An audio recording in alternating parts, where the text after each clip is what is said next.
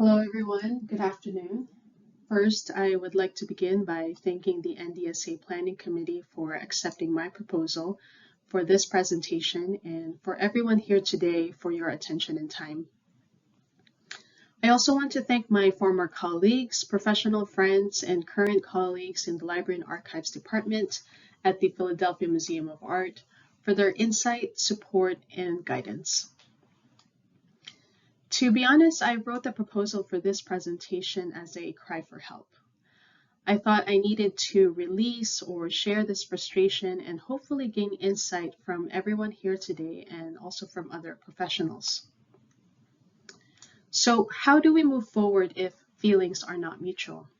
That is, how do we advocate for digital preservation when there's no willingness to understand archival principles and best practices?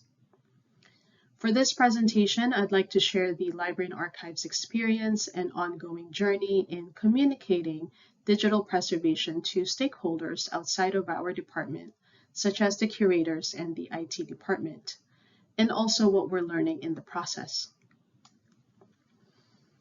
For context, I'm a first-time lead archivist. I'm also new to managing records management and digital preservation. I accepted the position at the Philadelphia Art Museum in 2023, and I quickly learned that the institution has experienced significant turnover for the past 5 or 6 years. And for the Library and Archives, this meant not having a lead archivist or an archives team for nearly a year. Fortunately, however, I inherited established records management and digital preservation programs, and this meant inheriting institutionally approved records management policies and record schedules, as well as a robust digital preservation system and equipment, which includes a Fred machine. For this, I am very thankful to all of my predecessors for laying the groundwork. My goal since I started has been to review and update existing policies and schedules to align with current business practices and technological capabilities. While it was manageable to ease into the analog side of records management, my colleagues and I are still working on finding a realistic and sustainable approach to digital records management and digital preservation. The real challenge for this journey is communicating on repeat the museum's digital records management and digital preservation needs and requirements to the IT department. A stakeholder whom you might assume to be an ally, but with whom it has actually been the hardest to collaborate and communicate archival practices, since they have their own understanding of quote-unquote archiving and quote-unquote digital preservation. And they also have their own agenda for modernization. In the museum, the archives unit is the institution's primary repository for donated archival materials, as well as institutional records, including digital files and emails generated from Microsoft applications such as OneDrive, Teams, and Outlook. Additionally, we're responsible for preserving and making other digital assets accessible, including object photography and audiovisual recordings created by various departments. The museum's records management program was officially approved and established in 2010, following more than a decade of discussions, including a 3-year implementation project funded by the NHPRC to address its growing collection of analog or paper institutional records. The program has since evolved as technology, record-keeping approaches, and standards continue to advance and change. And in response to the museum's increasing digital institutional records, the Library and Archives Department implemented Preservica in 2016. Regardless of format and medium, all record types eligible for permanent retention must be transferred to and managed by the archives for processing, preservation, and access in accordance with the institution's records management policies and records retention and disposition schedules. We're also responsible for storing temporary records and managing their proper disposal once they've reached their retention period.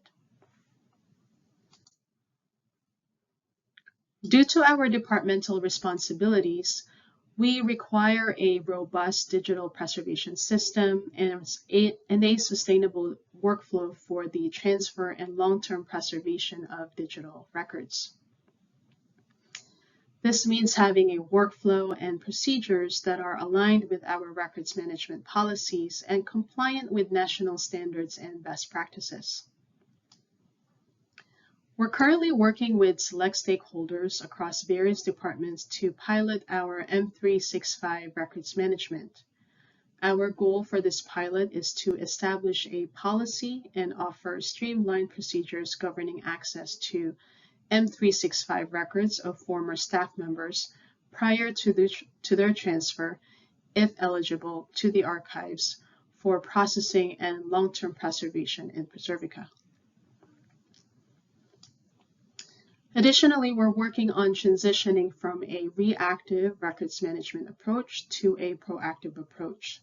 Historically, decisions about when, what, and how to collect, evaluate, and store digital records were often based on short-term needs, reactive responses to urgent circumstances, or subjective criteria such as limited storage capacity on local network drives and priorities tied to specific departmental projects.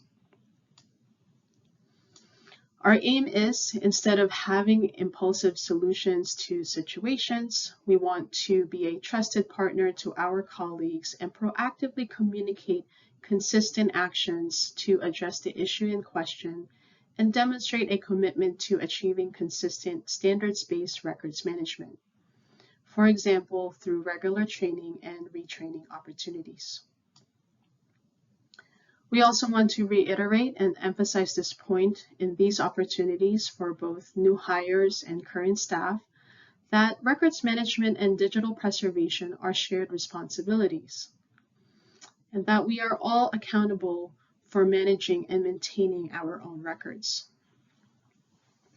Overall, we envision this triage workflow for managing our digital records.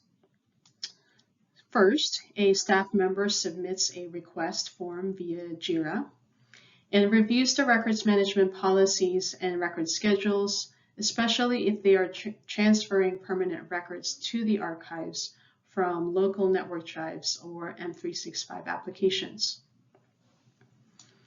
As part of our proactive approach, we aim to encourage record creators or staff members within the same department who have inherited records from a former employee to review them and determine whether they should be classified as permanent, temporary, or for immediate disposal.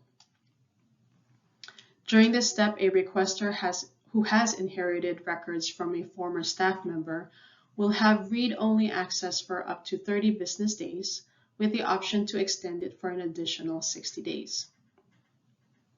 Second, once records are assessed and assigned the appropriate retention period and/or disposition instruction, the archives will then work with the IT department to secure and store unprocessed permanent digital records in a staging area before their long-term preservation in our digital preservation system.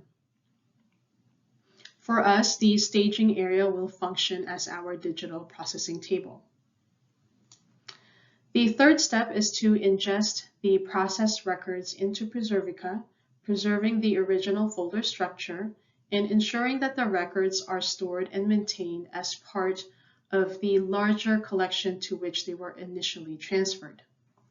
This process also involves documenting their custodial and contextual information by creating administrative and preservation metadata. It seems this workflow could be straightforward and effective, so what's the problem? The difficulty does not lie in identifying a workflow to implement, nor in having technological issues, nor in feeling overwhelmed with the digital preservation process. The real challenge for us is collaborating with the IT department, or more specifically, being stuck in a cycle of conversations where both sides justify their own departmental needs to support the institution's mission. Overall, it's clear that there's a gap between our departments. We have different use cases, needs, and requirements, and responsibilities to fulfill the museum's mission. Ours is implementing a triage workflow as described earlier, while the IT department requires a system that will securely backup files created in our M365 applications. While we advocate for a triage workflow that includes a staging solution with the support of the IT department and a digital preservation system for long-term preservation, the IT department insists that we consider the new backup system they are currently reviewing for digital preservation needs. For them, this backup solution, or what they call an archival solution, has all the features for a digital preservation system, like fixity checks and virus scanning. However, when asked more in-depth questions, such as about its ability to create and store packaged metadata and preserve assets for long-term preservation, we received the following responses. First, quote, "There's quite a bit of metadata tagging, but it may not use the terms you're used to seeing. What I saw on the demo appears to meet our needs." End of quote. Second, quote, "Their platform is the industry standard in highly regulated industries and is used by national governments, though, so I'm sure they can manage our needs." End of quote. While we see some value in the new system being proposed, we also see several significant gaps in the system. For example, yes, the new system could serve as a staging solution for unprocessed records, especially those of former employees, and it could also support in-place records management where we can assign retention and disposition schedules in place and enforce protection against deletion and modification. However, our departmental needs, including those of the departments we support regarding records management and digital preservation, extend beyond backup functionality. To reiterate here, we need a system that retains the original order or folder structure of the records. We also need to ensure we're not blinded by trendy features such as search-ready or content-aware search functions, where data is potentially lost in a data lake. We also need a system that incorporates active digital preservation features extending beyond fixity checks and virus scans, such as packaged metadata creation distinct from tagging, long-term bit preservation, rights management, and more. Finally, we need to effectively fulfill our commitment by establishing ongoing financial support for a long-term technical and staffing solution, and by clearly defining and communicating everyone's specific roles in advancing the museum's mission. This means, for example, funding increased storage in Preservica to hold both unprocessed and processed records, as the IT department is resistant to supporting a staging solution. To conclude, I'd love to connect with anyone here today who can offer a second opinion on this matter, and these questions we're still investigating as we try to move forward. First, what alternative solutions do we have for a digital staging area when it's clear we won't get any technological support? Second, do we really need a staging solution for unprocessed digital records? What are the risks and negative consequences if we let the solution go? Surely there's a lot more to say, but I'll end this presentation with a few key lessons. First, recognize your expertise. Determine what to really advocate for and truly understand digital preservation, especially how it differs from backup solutions. There are differences. Second, digital preservation is not only about identifying and mastering the best workflow and system, but it's also about engaging with people, especially those with different perspectives and agendas. Third, when necessary, push back with the support of clear, research-informed documentation and policy, especially in instances that undermine your goals and standards. It's essential to recognize that digital preservation is often more about people management than systems or asset management. Lastly, always ask questions, even when, especially when, you begin to doubt yourself. When there is pressure, pause and take the time to weigh the positive and negative consequences. It can be painful at times, particularly when feelings are not mutual, but advocacy remains an ongoing process. Thank you so much for everyone's time and attention today, and please feel free to reach out. Thank you.